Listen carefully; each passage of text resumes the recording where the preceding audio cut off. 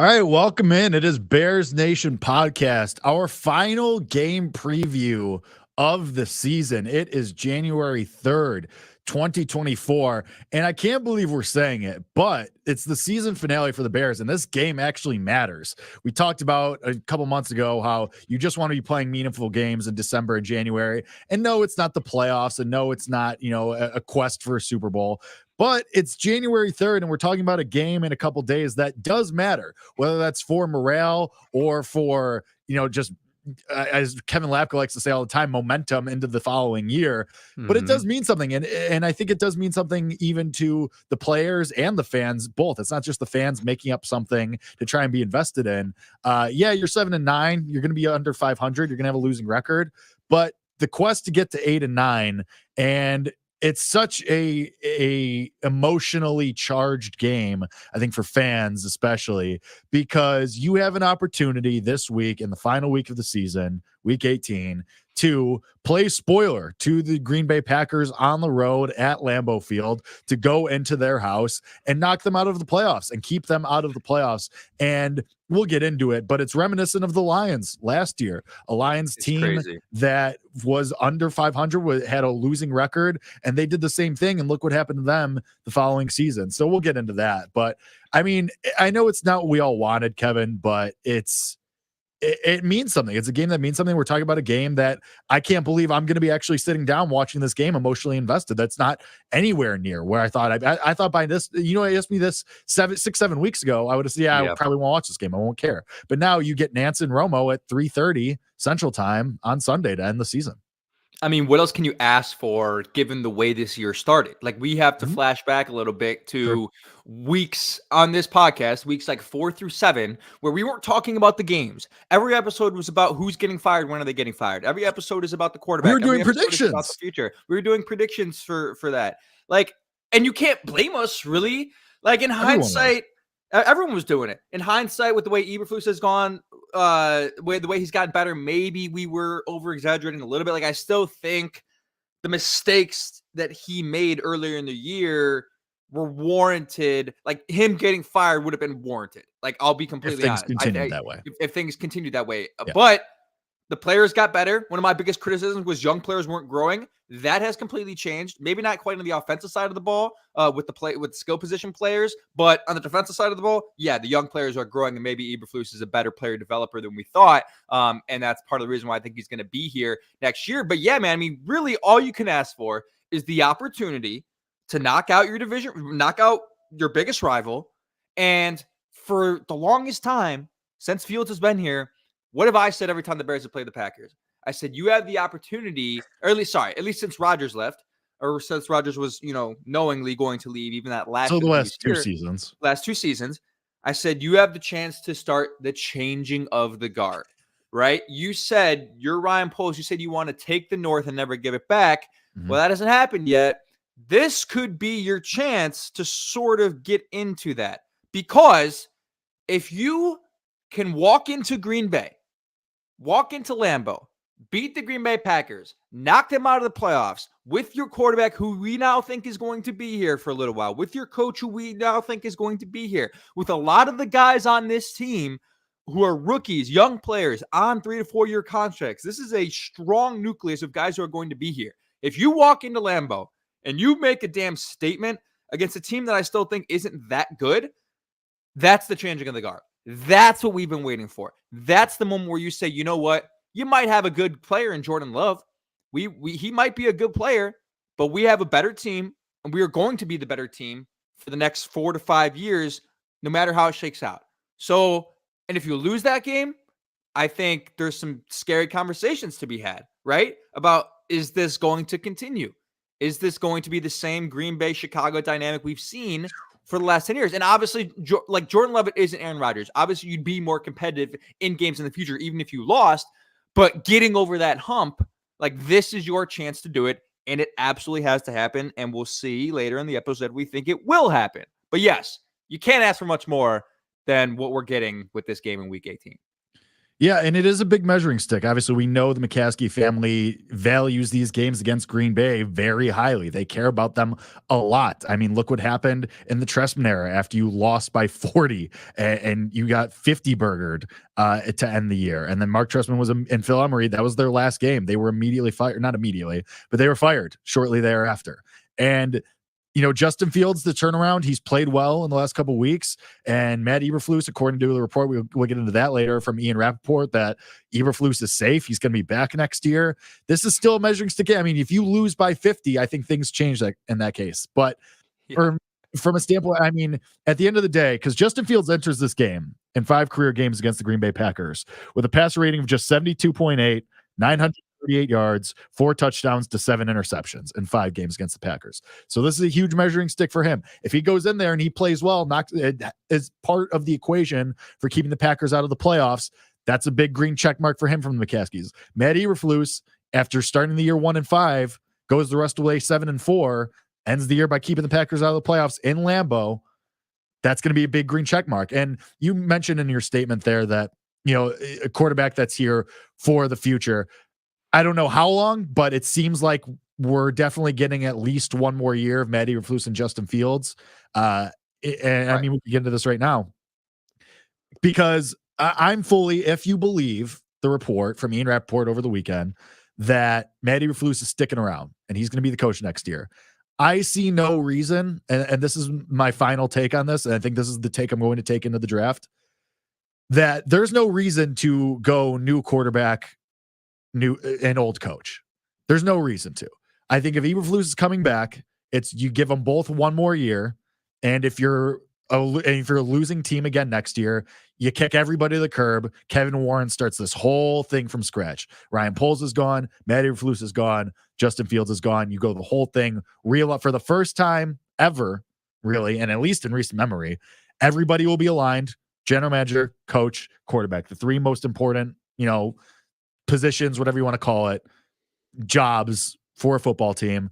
So if you believe that, and I do, I think we're getting at least one more year of Matt Eberflus and Justin Fields with the results of next year hinging on that. So now I'm all in, because also, and we'll talk about this later as the winter goes on, as we get closer to the draft. I don't even think that you have to slam dunk take Marvin Harrison Jr. number 1 overall either, because have you seen Neighbors or Dunze play over the last week, even let alone the season? Like, I've seen, Kevin, I don't know about you, but I've seen tweets, I've seen articles. They're like, are we sure Marvin Harrison Jr. is that far ahead of these guys? Yes, because they're also really good. I'm not, and probably yes. But the point being, you could get a slam dunk receiver at 5, 6, 7, 8 with your own pick. That'll likely be around 12 to 15. So you're going to have options. I think that's going to be exciting, but I'm fully planting the flag again. Notwithstanding a full implosion on Sunday, which I don't think will happen, but I'm in. I'm in on Justin Fields, Matt Eberflus 2024. Yeah, and when I saw that report and the initial report from Ian Rappaport about, he's expected, that was the terminology used, he's expected to be back, right? Which pretty much means he'll probably be back, barring any collapse. And Rappaport clarified in his full article that the 2 games meant something, that these last 2 games meant something. So again, like you're saying, like you started with, if you lose by 50, which you're not going to, but in some 0.01% chance scenario, you lose by 50, that could change. Like, it's not 100% a lock. Eberflus is going to be here. We just expect that to be the case. But when I first saw that, I said, oh, that means Justin's back. Like, that means Justin Fields is back. You're not doing this again with a lame duck head coach going into his final year with a rookie quarterback. And if the rookie quarterback struggles, you're going to fire their head coach and you're going to hire another one and then just do the same thing. We've done this. We've seen this. And same again, every 2 years. People are like, well, it's the Bears. It's the same thing. Why would you not expect them to do that? I think Ryan Poles is smart. If he makes the wrong decision next year, I think there's a chance he could still be in some hot water. But I think he's smart. And I am still holding on to the idea that Kevin Warren is also smart and is not going to let that happen again. You have to run it back with both guys. And guess what? Now that you have the first overall pick, we've talked about this for a while. You can trade it again, and you're going to get a first-round pick next year again. So if things do go wrong, guess what? You could take a quarterback next year, or you could take a quarterback in the mid-rounds this year. Like, It is Or not both. the end all be all if you don't take a quarterback and things collapse this year.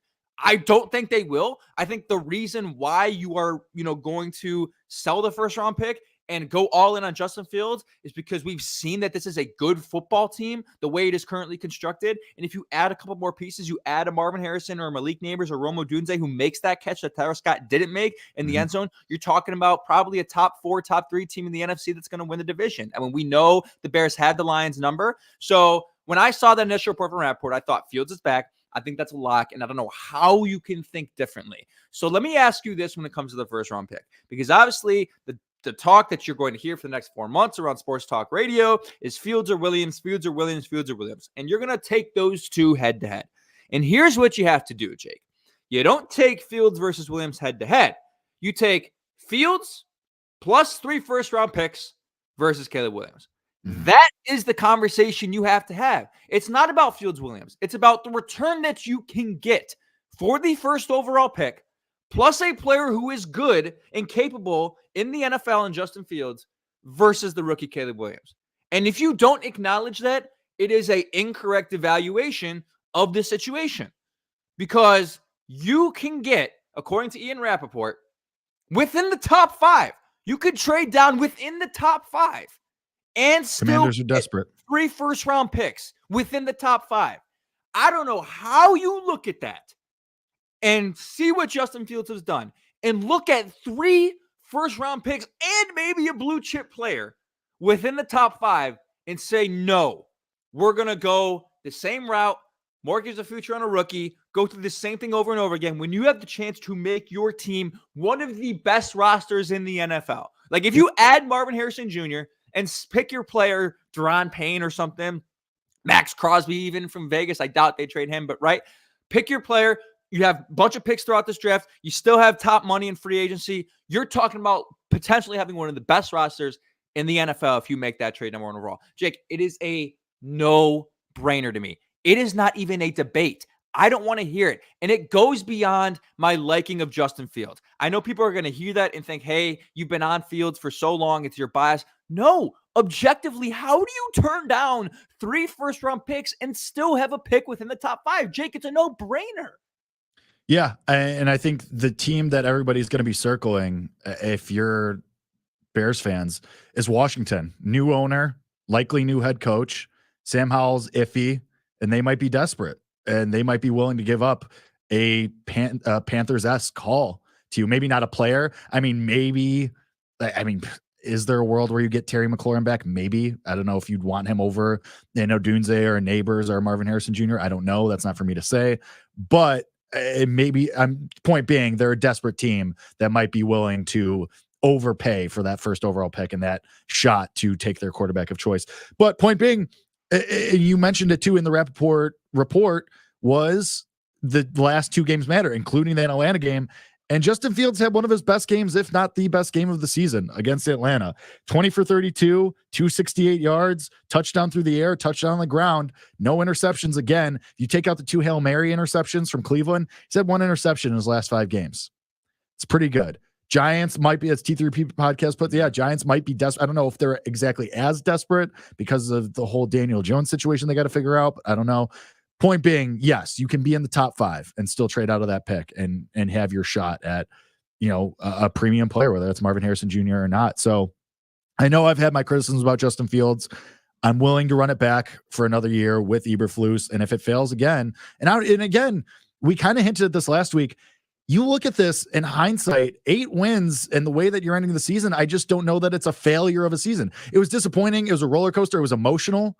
And especially when you consider the Denver game, that first Lions game, that games you should have won. Maybe it's disappointing in that sense that you could have done better. But about what we've expected from this, or at least I expected, 7 to 8 wins. And you figure that out. And if you end on a high note here with knocking the Packers out, go back to last season. You ask any Lions fan, after that game where they pick off Aaron Rodgers 3 times and they knock them out of the playoffs and then knock the Packers out of the playoffs. You could have asked any Lions fan, hey, was this season a disappointment? I don't think any of them would have said no, would have said yes. They would have been like, yeah, this is great. But yeah. This was awesome. 9-8, yeah. So, I think the same will be, I think it'll be true for Bears fans as well. I'll be happy if you beat the Packers, and especially because I would have been right by predicting 8 wins for this team. But yeah, I mean, the Vikings game too, that was weird. You should have won the Cleveland game probably. But all things being said, all of this, to say that you have an opportunity to end the season on a high note, end the season with optimism, and like Kevin said, with the opportunity to add even more blue chip players to this team. And obviously you got to re-sign Jalen Johnson. You have some decisions to make on some other free agents as well. But all in all, the way the rookies progressed, the way that Justin Fields has progressed in the last 5 weeks specifically, gives you optimism, especially if you win this game in convincing fashion too. If you win this game in convincing fashion, like if you put a beat down like you did the Falcons or the Cardinals, I mean, you feel great and you feel awesome. It's going to carry you all the way to August. And you're going to, like you thought the Bears hype train was loud last summer. Imagine what it'll be this year. If you end the year going 7-4, knocking out your arch rival with as much, if not more money in free agency to spend and more draft capital. Theoretically, at least. So I'm in. I'm optimistic. Again, if they go out and get blown out, and because the same could be true the opposite way. You could go in there and get curb stomped because it's the Packers, and we've seen this story before where you get excited about an opportunity to beat the Packers, make a statement, and you just get your ass handed to you. We've seen that. We saw it 17 weeks ago, and this time it's at Lambeau. That could happen, but we're focused. I'm the one saying this. I'm choosing to focus on the positive here and acknowledge the fact that you have a real opportunity to do something here. And I'm famously against the momentum into the offseason. This is a lot of momentum into the offseason. Like you're pinning this one up on the whiteboards for the entire winter, in spring. So, and you look what the Lions did in free agency after they won that game and people started to buy into them. They got a lot of, big ticket free agents this offseason. They pulled CJ Gardner-Johnson, a guy who played in the Super Bowl last year, over to them and was, could have re-signed with the Eagles, could have ran that back with the team that's going to win the NFC East. Well, maybe if they don't choke this last game, but he decided to go to a budding Lions team. This type of game significantly helps the Bears in the offseason if you win it, right? Because then people are going to take notice. This is a primetime game, essentially. It's on CBS with Nance and Robo in the afternoon slate. Of a ton of America will have that game. Big game feel, right? A lot of people will be watching, and people will take notice of what the Bears do if they win. And if they win, Jake, do not talk to me about Caleb Williams for 4 months if they win the game. Like, if they win that game, there is no conversation. You can reopen the conversation. I think the conversation's silly regardless of if they win or lose, but you can have the conversation if they lose, and we can go back and forth. We can talk about, we can at least make it a topic of discussion. Depends on the nature of the loss too. Right, exactly. But if they win that game, come on. I mean, let's be real. We got it. The videos from the locker room after the Atlanta game, a game that was essentially meaningless for most parties involved. You got cigars and dancing and lights and Club Dub, like vibes of that back. I mean, if the Bears win this game, to your point, you think Ryan Poles isn't in that locker room afterwards? You think there's not videos coming out of Ryan Poles hugging Matt Eberflus on the sideline? That's absolutely happening. Oh, absolutely. You're absolutely right. So again, a lot hinges on this game. It's a really important game for all those reasons. And I'm sure we'll overreact and underreact and do all we do, based off of what happens. But at least we know that there's significance to it, right? And I want to go back to this comment by T3P Podcast. When you talk about this season not being a disappointment, and it's not, because when you look at last year, you have the win improvement of 4 games at least, and it could be 5. And you doubled your win total, and you look a lot better, and the momentum's great. I think where it comes in for me is, not only is it the losses to Denver and to Detroit and to Cleveland, the games that you should have won, and we all talk about the percentage of chance to win and how it was, statistically impossible to lose all those games. It was more so the recognition that, hey, we were right. We were right about the evaluation of the team. And if Justin Fields doesn't get hurt, first of all, the era of Tyson Bagent, that conversation, I cannot believe that was a real era. I cannot believe we lived in an era where people were talking about Tyson Bagent being the future quarterback at the end of the Chicago Bears. Sorry, I just said it. That was was that not bottom of the barrel when it came to Bears? It was a low point in the season. It was a low point in Bears history. The front of the Chicago Sun-Times was Bagent of Change. How watching Tyson Bagent is more fun than Justin Fields. That was literally the subheader of the Chicago Sun-Times. So the guy who wrote that article needs to be fired.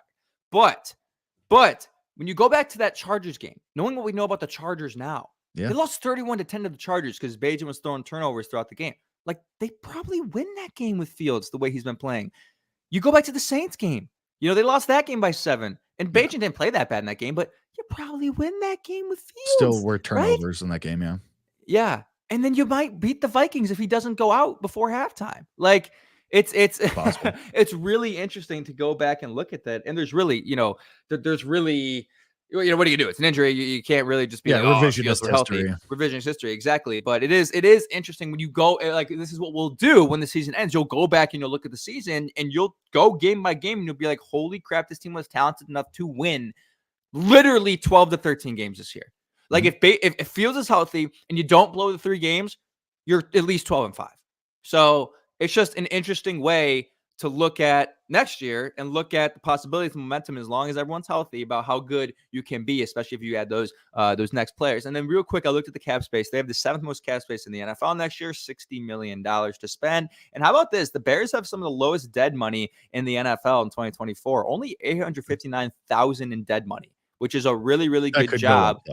That could go up, and it probably will go up. There are some decisions that are going to be made, Yeah, Cody Whitehair. That'll Eddie Jackson, possibly. Yeah. So that'll definitely go up, but interesting now, at least that figure is small. So yeah. All right. Well, let's talk about this actual game. I mean, we've kind of danced around it a little bit. But you go to Lambeau, place that you've obviously struggled. I read the Justin Fields stats against Green Bay in his career. They're not very good. Has an opportunity to turn the narrative here. Bears are obviously hot. Packers are fighting for their playoff lives. They're going to be very motivated. I think the Bears, if you ask anyone on that team, they will be equally as motivated to win this game. I mean, Kevin, I've seen a lot of tweets this week. Oh, Jordan Love in his first year as a starter has had the best season.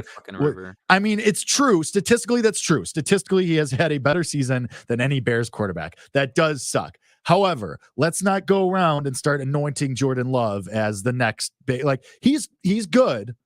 He's had a good season. Don't get me wrong. Jordan Love is a decent player. I'm not ready to get him fitted for his Hall of Fame jacket quite yet. It's had one good year. Obviously, it could have been better maybe if Christian Watson's healthy the entire year, Aaron Jones is healthy the entire year. That hasn't happened. But not going to make out the Green Bay Packers to be some sort of boogeyman this year. They're fine. There is a reason that they have to win this game to get into the playoffs because they're about average. They're not that much better than you are as a team right now, especially given the way that the Bears defense is playing. And what have we seen from Jordan Love all year? He's prone to making mistakes. He'll turn the ball over. You know what the Bears defense has done for the last 4 or 5 weeks? Force a hell of a lot of turnovers, and most of those being interceptions. You've had TJ Edwards have a couple picks. You've had Tremaine Edmonds have pick 6. You've had Jaquan Brisker and Kyler Gordon be all around the ball. You had Tyreek Stevenson make insane athletic plays the last couple of weeks, which, by the way, Tyreek Stevenson might be really, really good. That guy might be NFC Defensive Player of the Week. There you go. He might be awesome. So, and that's not even like Terrell Smith might be really good too. And he's just kind of forced into that third nickel or third corner role, which is insane. Mm-hmm. I digress. The point being that this is a Bears defense that is playing really, really well right now and is playing at a high level in one aspect that Jordan Love has struggled with at times this year. So you and Kevin, this is your favorite thing to say. You win the turnover battle. How do you lose this game? You force Jordan Love to make a couple of mistakes. I don't know. Again, how do you lose the game? The answer is by Justin Fields equally giving the ball over to the defense. But point being that the Bears defense is playing really well and forcing a lot of turnovers right now. And Jordan Love has been prone to turn the ball over at times. Not saying that he can't go 0 interceptions in this game, but again, opportunity cost. I say it a lot. The Bears defense has capitalized on these opportunities in the last couple of weeks. I think you have another prime position here to do the same. Yeah. I mean, the thing that'll hold Jordan Love back in this game and his entire career, and the reason he'll never be Aaron Rodgers and all of this, he is not a good thrower of the deep ball. He is a terrible thrower of the deep ball. I won't say terrible, but he's not a good thrower of the deep ball. If you make Jordan Love beat you on the deep ball. And if they beat you, so be it. But from what we know right now, He ain't a good thrower of the deep ball, and he gets really lucky a lot of times with balls and a lot of interceptable passes down the field. So that is the key. And you're right. The Bears defense, I believe, is third in the NFL in takeaways this year. Third in the NFL in takeaways. And I believe they lead the NFL in interception. They've had 16 in the last 6 weeks. It's incredible. But the real thing I'm looking at in this game is the Green Bay Packers defense is horrible. They're terrible. They are awful. People in Green Bay have been calling for Joe Barry's head all season long, defensive coordinator Joe Barry. I mean, they are done with him. And you'll look at some of the performances recently. You know, the Buccaneers dropping 34 on them on the road. The Buccaneers were on the road a couple weeks ago. The Panthers just dropped 30 on them. The Panthers hadn't scored 30 all year, and they just dropped 30 and should have won the game. Against Bryce Young, to be fair, has looked really good the last couple weeks. He's looked a lot better. Sure, but it's the Panthers. It's the Panthers with leading receiver Adam Thielen. And running back Chuba Hubbard. Like, what are we doing here? 30 points? They just lost to the Giants on December 11th. You know, they lost to the Steelers, who are okay. They lost to the Raiders earlier in the year. They lost to the Falcons earlier in the year. The thing that's interesting about the Bears in comparison to the Packers this year is the Bears with Justin Fields haven't really lost to a bad team this year. Like, they haven't lost. Like, they've handled business against bad teams. They've lost to good teams. They lost to the Browns. They lost to the Lions. The Broncos a bad team. Okay, you can consider the Broncos a bad team. I don't consider the Buccaneers a bad team personally at this point. They might win the division. Yeah, right. So if you want to consider the Broncos a bad team, then especially at the time they especially were a bad team. So you can count that one. But again, you know, the Bears haven't really lost too many bad teams. They've handled business against bad teams. The Packers have lost to some bad teams in some bad fashions. Like, if you go back to that Giants game, where Jordan Love threw that, backbreaking interception. He had a couple other interceptable passes, did not look good. The offense couldn't get going at all. They stuffed the run. Like, you can shut down the Green Bay Packers in these games where they're losing to bad teams if you stop their rushing attack. You look at a lot of these games where they're losing. Aaron Jones, 50 yards. A.J. Dillon, 50 yards. They can't get anything going. And guess what? We talk about it week after week. The Bears have the best run defense in the NFL right now. The best run defense in the NFL. You ain't running on the Chicago Bears as they're currently constructed. It's not happening. The same team from the Chicago Bears right now are not the same team from week one. They're just not. They're different in a million different ways. So if you're a Packers fan, you want to go, what about what happened week one? Cry me a damn river. This is a different team on almost every facet. Every facet of the team, they're different and they're better. So you can't just walk in here with Aaron Jones and with A.J. Dillon and expect to run all over the Chicago Bears this time around. It ain't freaking happening. So you're going to have to force Jordan Love to make some plays. And if you force him to do that, he's going to make mistakes against the secondary that's really good. Jalen Johnson should be playing. I know he was held out with injury, yesterday, but they expect him to play. More of a precautionary thing, just to get him right and healthy. And the same goes for Cole Kmet. But, like, who on their offense is beating Jalen Johnson? Jaden Reed might be good, but he ain't beating Jalen Johnson. Tyreek Stevenson, you just talked about, is becoming one of the best picks of that rookie class on the defensive side of the ball.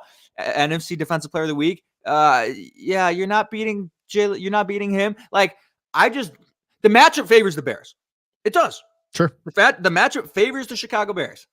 And to your point about this being a different team, I mean, week one, you didn't have Montez Sweat. George Pickens has played much better over the last couple weeks. Or Gervon Dexter. Why did I say George? Oh, I combined Gervon Dexter and George Pickens and Zach Pickens together for some reason. Gervon Dexter has played much better over the last 4 or 5 weeks. He had another good game against Atlanta as well. So no Montez Sweat. Your rookies on the line have started to play a little bit better. Justin Jones has actually quietly had a very good year as well. So, things have improved for sure. Tremaine Edmonds has finally shown up, and obviously the rookies in the secondary have continued to get better. So that's a big part of this as well. And so you're right. I think that Aaron Jones is going to torch you again. It's going to have to be Jordan Love, and I just don't have a lot of confidence that he's capable of doing that. And so I think that obviously it's going to be in Lambeau. The conditions are going to be shitty. It's going to be cold. But I think that you have, it was bad weather this past week against Atlanta too. That wasn't the most fun conditions. It was snowing half the game. So, the Bears now have the precedent of playing in bad weather too. So I agree with you. I think that Green Bay, if they think they're going to win the same way that they did in week one, they have another thing coming because this is not the same team. The scheme has changed, the personnel has changed, and the talent has changed because, quite frankly, the talent, even though it's mostly the same guys, obviously you had Montez Sweat, but guys have gotten better as the year has gone on. And obviously Matt LaFleur is not an idiot. He's still a good coach. I'm sure he's aware of this. He doesn't need us telling him this, but I think that you're in for a closer game. I think that is just a fact of the matter. And again, this is me saying this, I have confidence that the Bears can make this a game and possibly even win the game. I have that confidence too. And when you look at the defensive side of the ball for Green Bay, again, we talk about how bad they are, allowing all these points to bad teams and then wanting Joe Barry to get fired. Let's read their rush defense, all right? Opponent yards per rush, 4.5, 26th in the NFL. Opponent rush yards per game, 131.6 against one of the best rushing attacks in the NFL, and the Chicago Bears, 28th in the NFL. The Green Bay Packers are in that they're 22nd opponent rush TDs per game. Now, they're a little better on the passing side. They're 5th in the NFL, they're 11th in the NFL in opponent pass yards per game, but they're middle of the road in sack percentage. They don't get after the quarterback that much. Justin Fields shouldn't be under a lot of duress, especially the way the offensive line is playing and how good Darnell Wright is. And Rashawn Gary's a decent player, but he's not a game wrecker for the Packers at this point in his career yet. He's gotten a lot better, though, and he deserves some respect for sure. But I don't think you fear him the way you would fear a Max Crosby or a Myles Garrett. You know what I mean? You don't have to double him every play. I think Darnell Wright can hold his own against him and the way Darnell Wright has been playing this year. So, opponent completion percentage 17, 65%. Again, mediocre pass defense, terrible rush defense. So I think the Bears are going to see that and try to take that approach, and they should, but you have to keep firing through the air. You can't do what you did week one, where you were doing toss crack on 2nd and 10. You were trying to beat them because you thought you had an advantage in the trenches, right? And let's be clear too, in that game, it felt like Justin Fields was under duress a lot. And I think we chalked that up a little bit to the fact that there was a lot of rotation in the offensive line throughout training camp. It felt like we didn't know who was in, who was out. There was injuries, right? So them playing in that game felt like their first action as a full unit, and they just weren't ready to play as a unit. And they've come a really long way from that. Again, Donald Wright was a rookie at the time. He's grown incredibly. Braxton Jones has looked really good. Tevin Jenkins is fully healthy. Nate Davis has been iffy. You have your center now, Lucas Patrick, who's been but he's at least been there for a little while now. You know that he's the guy. So you have a better offensive line that I think will protect Justin Fields, and you have to win the game through the air. You can rush on them all you want, but if you want to come out with a significant win and you want to stick it to them, you have to win through the air. And I think you'll be able to do it, but it's going to come down to Luke Getsy's play calling, because that was what killed us in week one. There was not a lot of bad plays Justin Fields made. I think he threw a couple. Did he throw one pick in that game or two, maybe? Two, but I don't know if they were that bad. They weren't terrible decisions, but it felt like for most of the game, the play calling was preventing you from moving the ball pretty well. And again, he was under duress a lot in that game, had no time to throw. And I remember that being one of the biggest storylines after the game was Justin Fields has no time. Here we go again with the same offensive line issues. Yep. So going back to that same point about how different this team is from week one, there's two more aspects. The play calling isn't that different, but the offensive line is different. And when you give Justin Fields time in the pocket, he's going to produce. So I don't want the Bears, do what you've done the past couple weeks. Don't approach this game as, hey, let's win 17-13 and destroy time of possession through running the ball. No, especially with the Green Bay Packers. You walk in, you start aggressive, you say, we're going to score, and then we're keeping that foot on the gas pedal. We're winning the game 37-17 like we did against Atlanta. We are not stopping. We are we're going all in on beating your ass and sending a damn message to you and the rest of the division. And that has to be a mentality, and you have to do that through the air. So, and again, we talked about it. If you're still waiting for an answer on Justin Fields, if you're Ryan Poles, Matt Eberflus, and you're waiting for the answer, and this game is the litmus test. I don't think it is, but say that they're talking about that at House Hall. Then yes, put the ball in his hands. Make Justin Fields win the game for you. And he is capable of doing that the way this team has played recently. So I don't know. Maybe it's just the hatred of the Packers bleeds into me every time. But I don't know. The matchup favors them. And I think at this point, the Bears are the better team. They've played like the better team the past 6 weeks than the Packers have. They just have. I agree with that. And I think they're much closer. They're closer to what we thought in the beginning of the year than than they were like 6 weeks ago. So let's say it that way. Like they're not the talent gap is not as wide as we thought midseason or even after week 1 after that loss. I think it's much closer to what we originally thought. So all that being said, let's get into some bold predictions. Kevin, I mean, we'll start with you. You're the one that you say they're going to make a statement. What do you got? Yeah, I think they're going to make a statement. I think the team's confidence is at all-time high, and I think Justin Fields' confidence is at an all-time high. I think as a 3 total touchdown performance, which isn't really that bold of a prediction, but 3 total touchdowns, a couple through the air, maybe 1 on the ground. I think it's just like, boom, attack. Boom, boom, boom. You're not guarding DJ Moore. He's going to get open, right? Like down the field, Tyler Scott, Cole Kmet, do what you got to do. Darnell Mooney still in concussion protocol. Probably won't see him on Sunday. Scares me a little bit. That doesn't really scare me much, but there'll be more affirmation as why you need Marvin Harrison Jr. and a second wide receiver. But I think 3 total touchdowns for Justin Fields. I think he's going to be very aggressive. I think he's going to be firing away. So that's what I'm going with for bold prediction on the offensive side of the ball. Justin Fields, full aggressiveness, attacking downfield, produces 3 total touchdowns. I like that. I do think Fields has a path to a good game here. I struggle because he hasn't gotten over 300 yards this year since that Broncos game in week 4. I will say, though, I think for the 3rd time this year, he gets at least 275 passing yards. I think he gets to that. I'll say 2 touchdowns just because that's kind of been the norm the last couple weeks for him. 1 through the air, 1 on the ground. I think he runs that back. But I will say that I think that one of his touchdowns is one of those patented Justin Fields long runs. We almost saw it against the Falcons where I don't know how he got out of that sack on that 3rd down play, but oh my God. I think we get a patented Justin Fields 50+ yard touchdown run in this game. You talk about the Packers and they're banged up on defense and they are vulnerable there. I think that comes to fruition with a Justin Fields very long 50+ yard touchdown run this week against the Packers. I do think he'll have a good game though.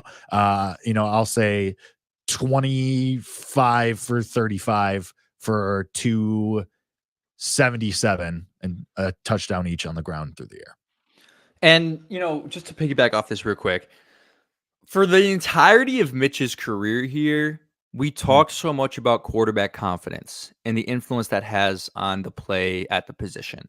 Sure. And we haven't talked about it a lot with Justin Fields because, quite frankly, there hasn't been a lot of moments or stretches where he could build confidence, right? He's getting sacked a lot. He's making mistakes earlier in his career. And there was a little bit of a stretch last year where he built confidence, and you saw that game over game, like the Dolphins game, the Eagles game, the Bills game, like against some of the best teams in the NFL, too. So it was all on ground. No, not all on the ground, but yeah, most. A lot of it was on the ground. 85%. So now success through the air, success as a team, the confidence is at an all-time high. And I went to Ohio State. I've watched Justin Fields for all this time. Okay. When you give that guy confidence and when he's on a mission to prove something, you're fucked. You are. Watch Ohio State versus Clemson in this college football playoff semifinal. The dude broke his ribs and threw 6 touchdowns. All right. He was on a mission because though they lost to them the year before because of a bullshit targeting penalty, they were on a mission to win that game. Full confidence, full aggressiveness. It wasn't even close. Justin Fields was on one. And I think they've got that same mentality. The confidence that this team has right now is at an all-time high. You talked about the vibes being like club dub-esque. I said this is the best vibes this team has had since 2018. The confidence is at an all-time high. The confidence in each other is at an all-time high. And I think Justin Fields' confidence is at an all-time high. And again, really, I made a graphic the week he came back from injury said something to prove. Justin Fields has something to prove. And he's proved it the past 6 games. And this is the last step to prove it. And when you give him that task, and that mission to go prove himself and has the confidence that he is going to produce and he's going to be a killer and be a dog. So that's what I'm expecting from what I know about Justin Fields from watching him back in college. When he's determined and confident, there's like no stopping him. And was that not evident last week? I mean, dude was firing missiles through the snow. Like he did not care. Firing, that's what I was going to say. That last week, I think, was the perfect encapsulation of that. The touchdown throw to DJ Moore was an incredibly high-level throw. Even the ball that Tyler Scott should have caught in the end zone, that was a well-thrown ball. So I think you agree. You're seeing this with Justin Fields, where his confidence as a passer, because we've seen it before, where let's say the Tyler Scott drop. like that happens. And Justin Fields kind of goes away from it. He doesn't, make that decision as quickly. He doesn't fire the ball with as much conviction, and he still continued to throw the ball well last week. So, doesn't seem like he's deterred by drops or the mistakes by the receivers as much as he was in the past. And let's be honest, that game happened last week too. Without Cole Kmet, he was active, but he didn't play. He was out there as a decoy for a handful of plays. So it was the DJ Moore show. You saw that. It's why I beat Kevin in our third place game in our fantasy league, but that's neither here nor there. But the DJ Moore touchdown especially was one of the highest level throws I've seen Justin Fields make. And I don't know if I've ever seen him make that throw with that much conviction. Yes, it was a great catch too. It's on both of them. They were both high level plays by each player. But my point being that Justin Fields, I agree. I think you're seeing the confidence grow as a passer. And so, we'll get into it. The game prediction: Bears are 3-point dogs at Lambeau with a chance to knock the Packers out of the playoffs. What do you think, Kevin? I mean, if you listen to the first 40 minutes of the episode, I think it's clear where I'm going with the game. I mean, I think they win. I think they make a statement. I think they come out confident. I think they kick him in the jaw and don't look back. I really do. I mean, they've been doing this. They've been making a statement early. The characteristic of the Chicago Bears throughout the year, even in their struggles early on, was they've been pretty damn good in the first quarter. They've been pretty damn good to start the game. We talk about Luke Getsy's script calls on those first few drives. They look really good. And now they have the defense to hold that lead. So I think they walk in, and they even did this last year. They even did this last year in Lambeau. I remember they walked in. I think they went up like 10-0 last year on the road in that first game at Lambeau. I think that was Sunday Night Football. They walked in, they kicked them in the mouth. They had a lead, and they blew it because they didn't have a defense that was any good. I think they're going to walk in. They're going to do what they've done all year. If they win the toss, they're going to elect to receive, right? Which I think has been a really interesting nugget that we haven't really talked about too much. But the fact that they've been electing to receive, when obviously most people believe the smart thing to do is to defer. Receive, go down, kick them in the mouth, score a touchdown, don't look back. Let your defense make plays, get a takeaway, keep pouring it on. I don't think it's going to be like 50-14, not like that type of ass kicking, but I think it's not as reflected in the score. But if you watch the entirety of the game on CBS, you're going to see the Bears dominate the Green Bay Packers. 31-24, Bears win. They take the lead. They never look back. Maybe the Packers score in garbage time.